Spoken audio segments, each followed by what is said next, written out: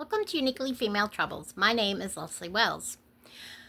Before I start talking, I want to let you know that I am posting a piece of my art on my community post almost every night. And if you want to check that out, I would love it if you would. So, this is part 2 of a series of videos that I'm doing that are about why do young teenage girls have sex or S with their boyfriends or different various people. And I'm talking voluntarily. I'm not talking about any type of coercion or, forced R word. But it does involve a lot of manipulation, but it doesn't involve forcing somebody to do something involuntarily. And the book, I'm reading some passages from a book called Inside the Shadow of Enlightenment, A Girl's Journey Through the Osho Rajneesh Cult. And the author is named Sarito Carroll. And if you've ever seen the Netflix documentary series Wild Wild Country, that docu-series is about the cult that this girl was on. Her mother dragged her off to live in an ashram in India. And then the ashram ended up moving to Oregon at some point after she'd already lived there a few years in India. And she ended up there. And like a lot of ashrams, there were children there, but they were not a priority. Their well-being was not a priority. They were pretty much an afterthought because the people weren't there because of their children. They were there because they were seeking a spiritual enlightenment and stuff, and they thought that was the most important thing they could possibly do. But when you have kids, when you're a parent, the most important thing you possibly do is take care of your children and supervise them and make sure they are safe. And these kids ran around in packs. They got hurt. They got in all kinds of mischief, did things that were not good for them, and they were used by adults in various ways. But at this point, the last passages that I read on part 1 were about when this Sarito, the author of the book, she was 12. She lost her virginity to an adult man named Milarepa, and that was, both of them have their cult names. And members of this cult are called sannyasins. That is what they are called. And so she's a sannyasin, and so is he. And Rajneesh Sri, I'm sorry, I messed up his name. Bhagwan Sri Rajneesh was known as the free love guru. He did not believe in monogamy. He did not believe in even sex being connected to any kind of emotional attachment. Sex was just sex. And it was something people did all the time. They did it out in the open. You could walk around a corner and there would be a couple engaging in sex acts, which I certainly don't think, I wouldn't want to be there personally. And I sure would not want my children to be there. And so she is basically in this place with no parental supervision. No supervision of any kind, really. She does not have a connection with her mom. Her mom, I don't even know if her mom was in India or Oregon at this point, but eventually even when they were on the same property, she would go weeks and even months without seeing her own mother. That's how much her mother was making sure she was okay. She was not making sure she was okay, and this girl was not okay. So she lost her virginity at the age of 12 to an adult man.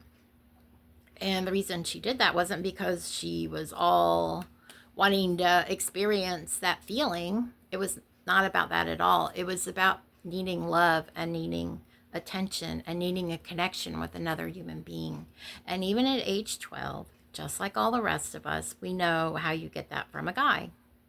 Unfortunately, and especially in this, what's so interesting to me is she's in a culture that's totally different than our culture, and yet she is thinking the same things, feeling the same things that I felt when I was 15 and my 18-year-old boyfriend wanted to have S, and I didn't want to, but that I did. I tried, not knowing that I actually needed a hymenectomy.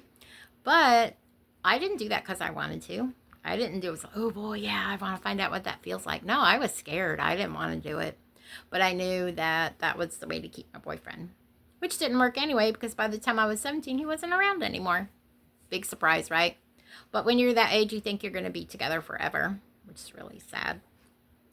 So the passage I'm going to read you right now comes from page 116, and this is right after she has lost her virginity to him, and she's talking about their love affair, their connection. You know, she's so special to him. She's his favorite. So she says, after a while, I felt calmer. I splashed my face with cold water and opened the bathroom door to rejoin the party. I had hardly taken 2 steps. And I can't read this out. I can't read this on YouTube the way it's written. I will tell you what happened. She walks out of the bathroom after being with this man and thinking that she's like the love of his life and he's the love of her life. And she sees another lady or girl. I don't know how old this lady/girl is. She's on her bed, and the guy is in there too, and they are having S right in the room, right after he was with her. That's what she gets to look at to see how special she really is to him. It really makes me angry. So he was so preoccupied with what he was doing that he didn't even know she came in there. And then, so she says, I ran from the room. It was now dark and everyone had moved to the living room. I bolted past and went onto the porch and curled into a ball. I felt worthless and beyond humiliated. All my roommates had heard me go on and on about how special I was to Milarepa, and now I felt like a laughing stock. His sweet talk lured me back into his bed, as it would for the next 3 years. So for 3 years, she was having this connection with this man, adult man, from the time she was 12 to the time she was 15. And he let her know right away how special she was to him by doing the same thing with other people right in front of her. So she goes on, and on page 122, she is talking, and it's been a while since I've read this book. I'm not sure if she's even talking about the same guy or a different guy, because there were all these guys there and these young girls, and they were all just doing whatever they wanted to do. And I feel like I know why the girls were doing what they were doing, and I feel like I know why the guys were doing what they were doing, and it wasn't the same reason. The guys take advantage of these young girls' need for love and for connection and attention from an adult to have somebody who actually cares about them, and the price of admission is their body. That's the price of admission. That's what you have to pay to buy the ticket to be with them. So on page 22, she's talking, I was beyond charmed. My heart burst with love. But it wasn't just love. It was equally a desperate yearning. His adoration temporarily quelled all my insecurities and loneliness. I didn't realize it at the time, but I innocently put my worth and my heart in his hands. And isn't that what we all do when we're young like that? If they act like we're the greatest thing in the whole wide world, then we're on cloud 9. And when they ignore us or don't return our phone calls, then we want to kill ourselves. It's sad. It's really sad. But it's the way it is. And like when you have a teenage boy and a teenage girl, it's a little bit more of a level playing field. This is an adult man.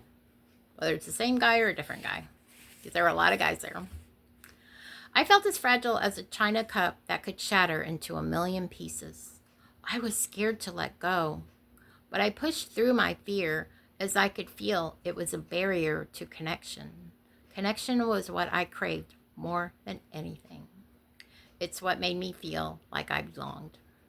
So the fear she's talking about is doing the S act, but she forces herself to push through the fear to have this physical act with this guy because she knew that was the only way she could have this connection with him. The S was the price of admission. So it just, I don't know. It reminds me so much of myself when I was that age. And I did not live in the kind of situation she was in, but I still have the same feelings and the same thoughts. And it's just really tragic because I know that this happens to a lot of young girls. Not all. Very glad that it isn't all, but way too many. So on the next page, she says, the few moments of silent union after they were done. I can't say the words.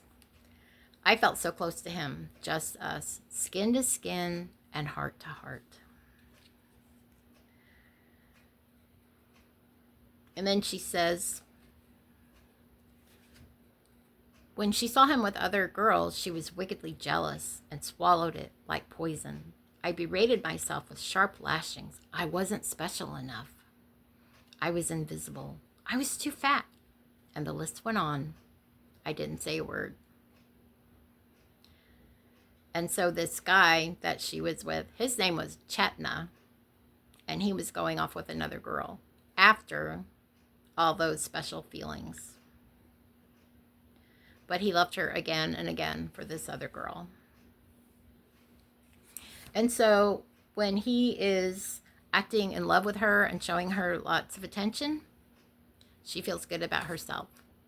When he's not showing her attention, she's not special enough. She's invisible. She's too fat. The list went on and on. As soon as they turn away from us, we devalue ourselves to the point that we're nothing. We're nothing at all. Because the only thing we are is what we are in their eyes. And the only way to be anything good in their eyes is to give them the S. And even when she does that, he's still going off with other girls because they're giving it to him too. Because they live on a free love commune. So, it's the thought of adults taking their children to live in a place like this literally makes me sick. I feel so sorry for these children because that's what they are, they're children. So now she's talking about the first guy again, Milarepa. On page 148, she says that he lured me in, my heart full of innocence and hope. Isn't every 14, 15, 12, 13-year-old girl's heart full of hope? Unless it's already been beat out of them. Yeah, it is. And when you're in love, you're so positive that's who you're going to marry. That's who you're going to have kids with. That's who you're going to grow old with. And you're still a child. I was still a child. I was so sure that we would be together forever. But if we were going to be together forever, why did I have to bribe him with my body to make him stay? I think that's a good sign you're not going to be together much longer at all. But anyway, she talks about how she gave him her heart that was so full of innocence and hope, and then he duped me. All the while, I believed in the fairy tale and fell in love, or at least that's what I thought it was. I opened my heart to him. Now I could see that all his sweet talk and seduction were hollow. I had walked right into the trap. How was I supposed to have known that I shouldn't be vulnerable and open my heart? Especially when our entire way of life was to have an open heart. Nobody had warned me that attachment was to be avoided. Now my open heart was broken. I could not rewind time and undo the injury. So this is what happened to her when she was only 12. And then talking about the same guy who took her virginity, she said, over time, he came to be known as the commune's most notorious womanizer. He didn't sleep with dozens of women. He slept with hundreds. Probably multiple hundreds. That is not an exaggeration. Other men even envied his seductive prowess and saw him as some kind of idol, wondering what his secret was. As a tongue-in-cheek way of teasing him about it, his male buddies took to calling him the R-wordist. Wow, what a compliment. They thought it was hilarious. Can you imagine being in a place with all these young guys who think it's absolutely hilarious and it's a compliment to call somebody an R-worder?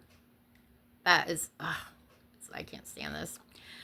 They thought it was hilarious. That name or some version of it stuck, and many others referred to him by that name. Some of the teens, the boys in particular, called him Milla Raper. Remember, his name was Milarepa, but they changed it to Milla Raper. That is disgusting. Yet the dance between him and me continued. I was still in his rotation, but less and less.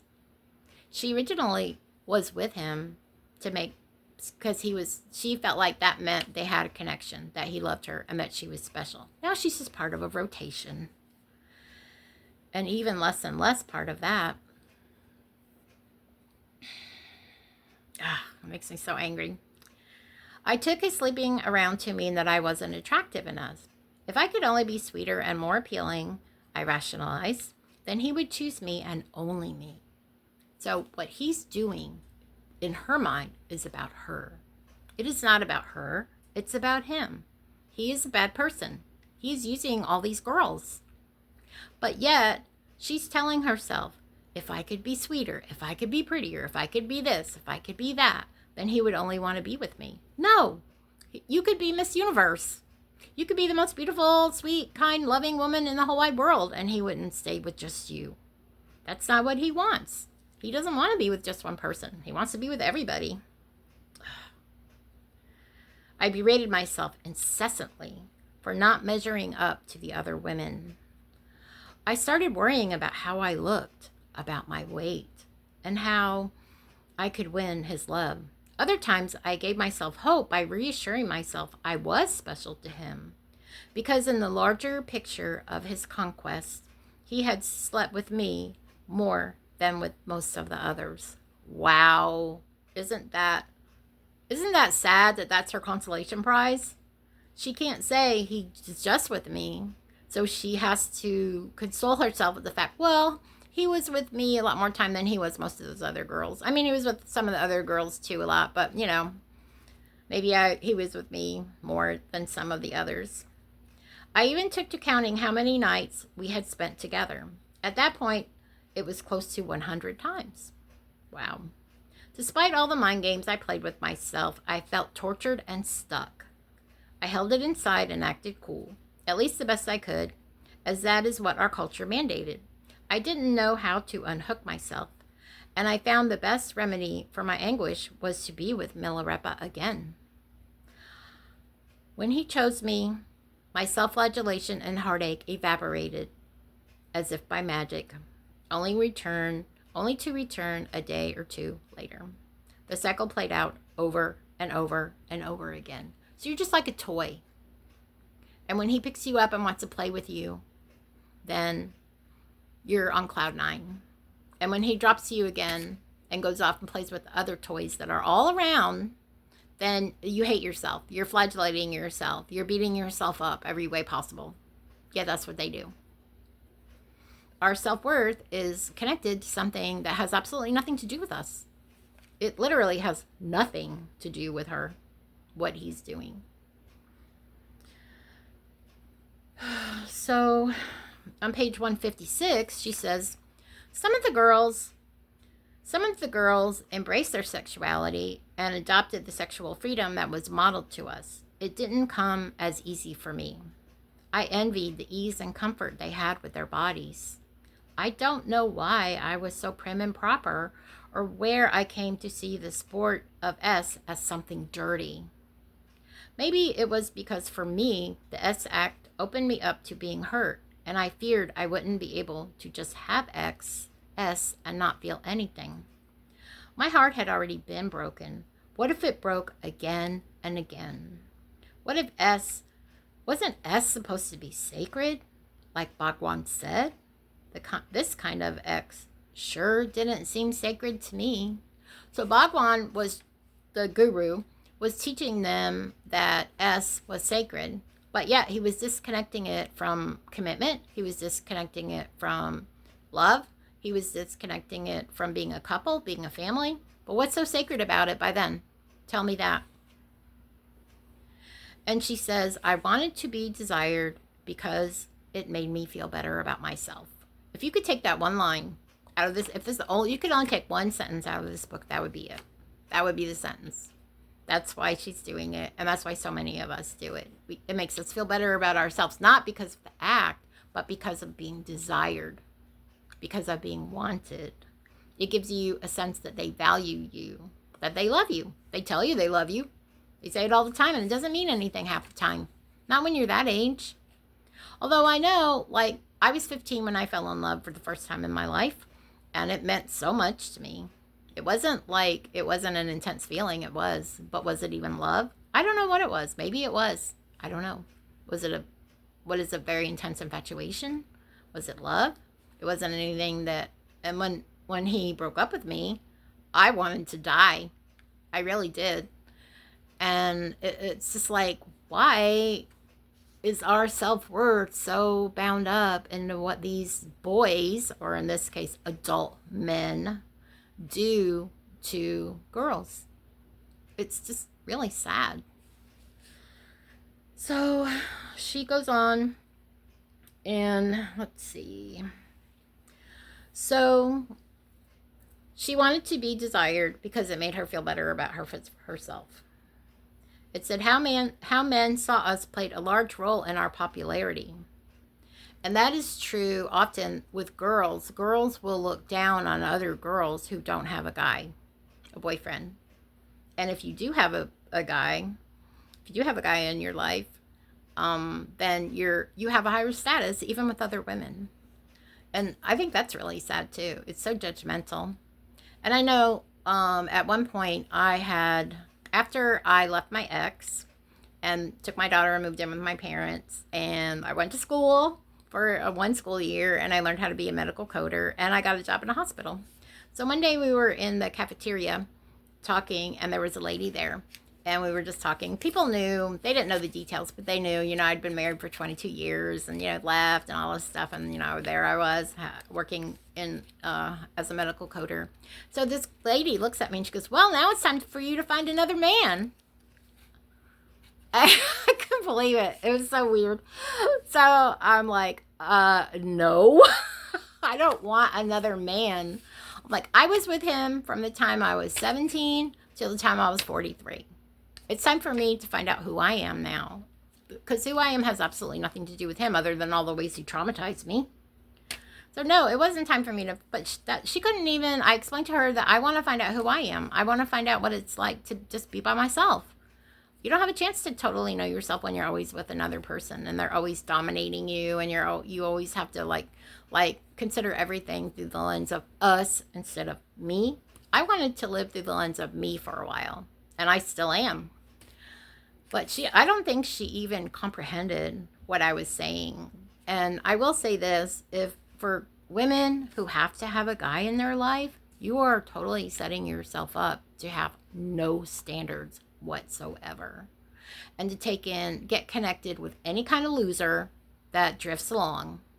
Because if you have to have a guy, and there aren't any good guys around that you want to be with and that want to be with you, then you just have to take whatever, no matter how horrible they are.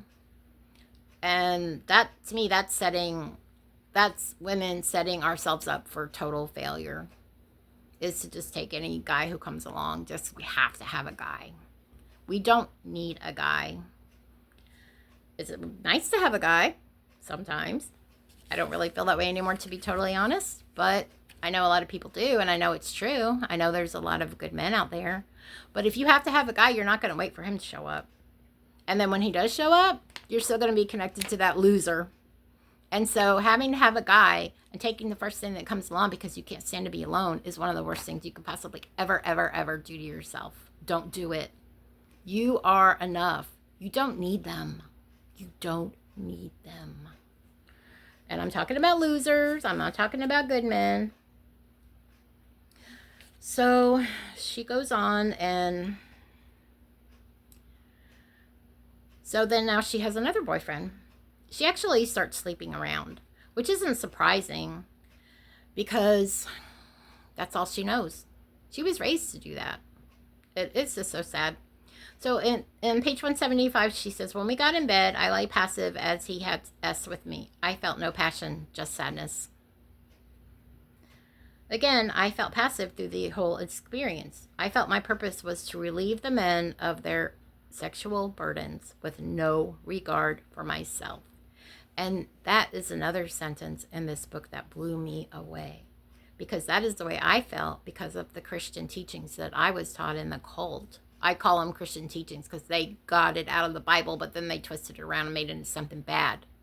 So maybe I shouldn't even call it Christian teachings, even though they got it from the Bible. But isn't it interesting that this girl feels like her purpose in this type of relationship is to relieve the men of their sexual burdens with no regard for myself? And that's how I felt when I was married. S was just another chore that I had to do. There were dirty dishes in the sink. I had to wash them. There were dirty clothes in the hamper. I had to do laundry. He wanted it again. I had to do that. It was no more enjoyable than those things most of the time. There were times when it was good, and I'm not going to lie about that. I mean, I enjoy it. I'm not frigid or anything, even though I was accused of being that. But the fact is that when you're in that kind of relationship and you're told that it's your job to make sure that they don't have that feeling of not having it enough, it just becomes another chore. It's just something that you have to do. It's a duty. And it's just not the way it should be.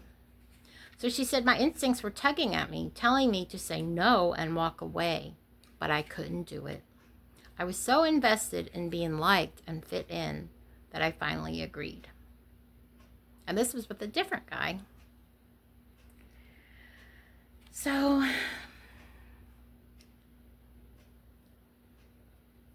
on page 177, she says, I just followed wherever I was led, usually back into his bed. I didn't get attached. In fact, I wasn't even attracted to him. Soon we drifted apart, but remained friendly. So see, her feelings are evolving. At first, she couldn't be with a guy without having her heart 100% in. And of course you're that way. It's so sad. I'm not sure how old she is at this point in the book, but she's not very old. I'd be surprised if she was, I wonder if she was even 20 yet. And yet, look at that. She's able to have a physical connection with a person and yet feel no emotional connection with them. It's sad. But when you're raised in the kind of atmosphere she was, when you're used and passed from guy to guy to guy, that's actually good in the sense that it's a self-protection. You can't continue to stay vulnerable the way she stayed vulnerable for so long. And so on page 178, she said, I had given myself away or had been taken away. There was no way to undo it, to remove the slimy shame that encapsulated me, nor to restore the innocence in my heart.